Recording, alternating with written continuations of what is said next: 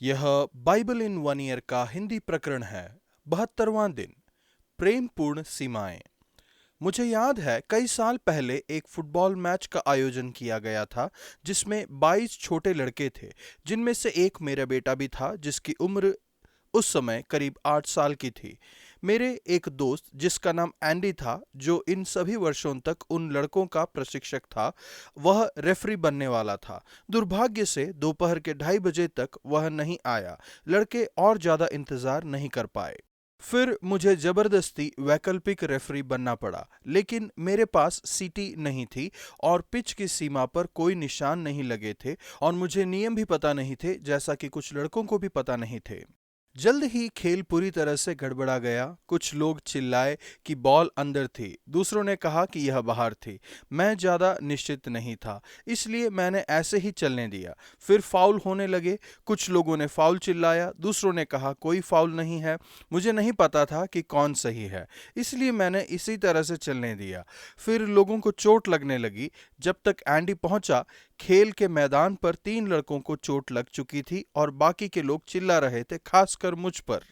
लेकिन जैसे ही वह पहुंचा, उसने सीटी बजाई, टीमों को व्यवस्थित किया, उन्हें बताया कि सीमाएं कहां पर हैं और उन्हें पूरी तरह से अपने नियंत्रण में लिया। फिर लड़कों ने इस खेल का पूरा आनंद उठाया। क्या नियमों के बिना लड़के ज्यादा आजाद थे या वे सच में आजाद नहीं थे? बिना किसी प्रभावशाली अधिकारी के जैसा वे चाहते थे वैसा नहीं कर सकते थे। परिणाम यह हुआ कि लोग दुविधा में थे और वे घायल थे।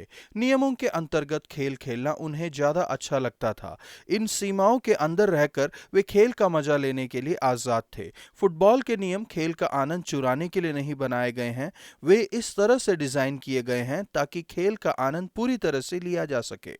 परमेश्वर के नियम जीवन के लिए उनकी सीमाएं हैं जो उन्होंने प्यार से हमारे लिए बनाए हैं। परमेश्वर के नियमों का पालन करना जीवन की पूर्णता को पाने का तरीका है। उनकी सीमाएं हमारी आज़ादी को रोकने के लिए नहीं हैं, बल्कि हमें आज़ादी देने के लिए हैं। फुटबॉल के नियम की तरह ये खेल के आनंद को नहीं रोकते, बल्कि ये पूरी तरह से जीवन के खेल का आनंद लेने में मदद करते हैं। नीतिवचन 7 का 1 से 5। परमेश्वर की प्रेमपूर्ण सीमाएं। परमेश्वर हमें उनके नियमों का पालन करने के लिए बुलाते नहीं हैं, बल्कि वे आदेश देते हैं। लेकिन यह आदेश किसी तानाशाह का नहीं है, बल्कि ये आदेश प्यार से तैयार किए गए हैं ताकि न्याय, शांति और जीवन की पूर्णता को सुनिश्चित किया जा सके। नीतिवचन के लेखक एक माता पिता के समान हैं, जो अपने बच्चों को प्रोत्साहित करते हैं और उन्हें परमेश्वर के आदेशों को बतलाते हैं। वह अपने बच्चों से कहते हैं, मेरी आज्ञाओं को अपने मन में रख छोड़, मेरी आज्ञाओं को मान, इससे तू जीवित रहे। मेरी शिक्षा को अपनी आंख की पुतली जान और इन्हें अपने हृदय की पट्टियों पर लिख ले। पवित्र आत्मा ऐसा ही करते हैं। वह परमेश्वर के नियमों को आपके हृदय पर लिखते हैं और आपको उनका पालन करने की क्षमता देते हैं। परमेश्वर की आज्ञा बुद्धि लाती है और बुद्धि हमारी घनिष्ठ साथिन होनी चाहिए। नीतिवचन 7 का 4। ये हमें अंतर्दृष्टि देते हैं और हमें परेशानी से बचाते हैं। परमेश्वर की प्रेमी आत्मा, आपने हमारे दिलों पर अपने नियम लिखे हैं। आपकी सीमाओं का ध्यान रखने में और अपने जीवन को परिपूर्णता में रखने में मेरी मदद कीजिए। नया नियम लूका 1 का 1 से 25 तक। दूसरों के उदाहरण। मेरे जीवन में मुझे सबसे ज्यादा मदद जिस बात ने की है, वह दूसरों के उदाहरण से प्रेरित होना है।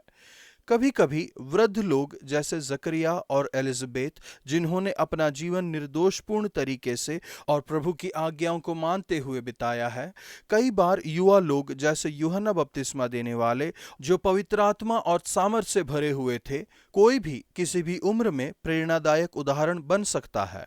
लूका एक शिक्षित तथा ऐतिहासिक मनुष्य और पारंपरिक रूप से एक चिकित्सक था।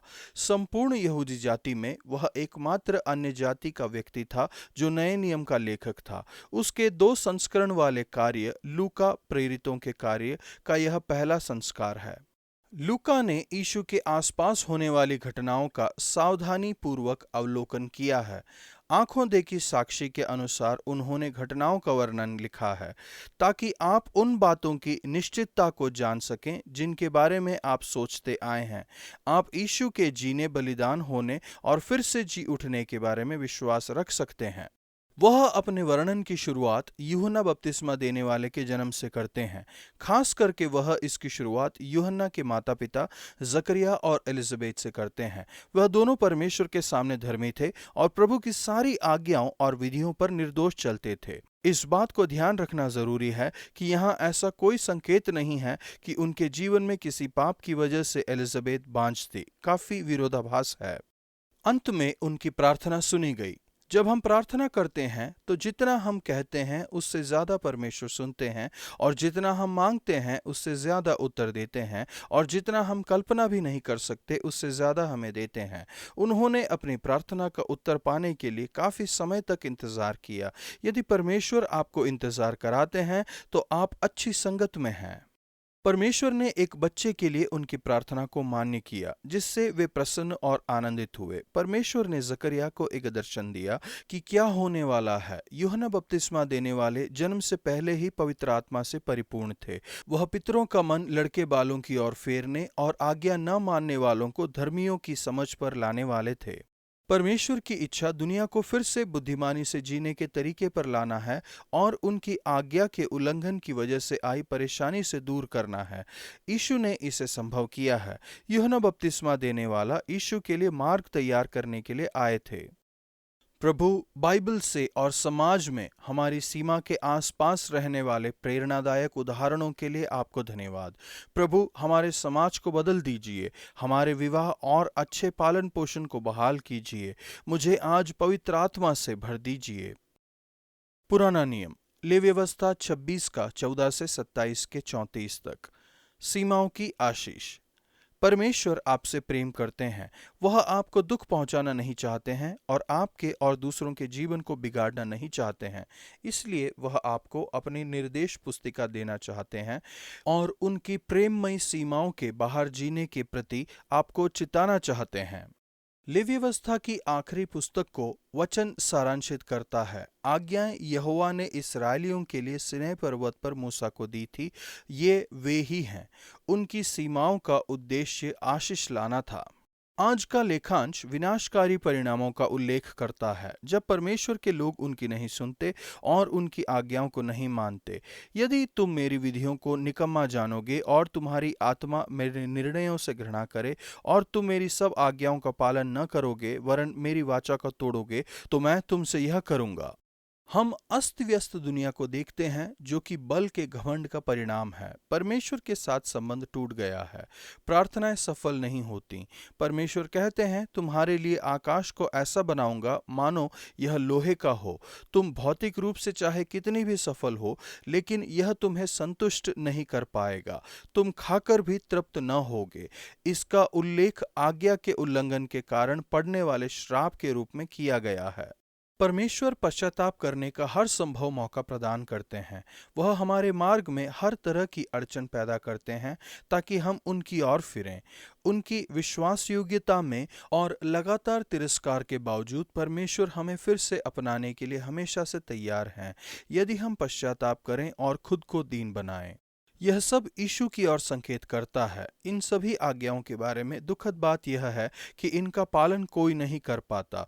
इन वचनों में यह स्पष्ट है कि परमेश्वर जानते थे कि लोग इनका उल्लंघन करेंगे और इन सारे श्रापों को खुद पर लाएंगे। फिर भी यह कहानी का अंत नहीं था। परमेश्वर फिर भी वायदा करते हैं कि वह अपने लोगों को छुड़ाएंगे और मुक्त करेंगे।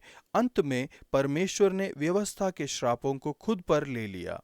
जब हम इन सभी की पृष्ठभूमि देखते हैं तब हम जान जाते हैं कि क्रूस कितना विस्मयकारी है और हमारे लिए श्रापित होने के कारण यीशु ने कितना दुख उठाया, और विश्वास करने के द्वारा निर्दोष साबित होना और पवित्र आत्मा के वायदों को प्राप्त करना कितनी महान आशीष है। गलातियों 3 का 10 से 14।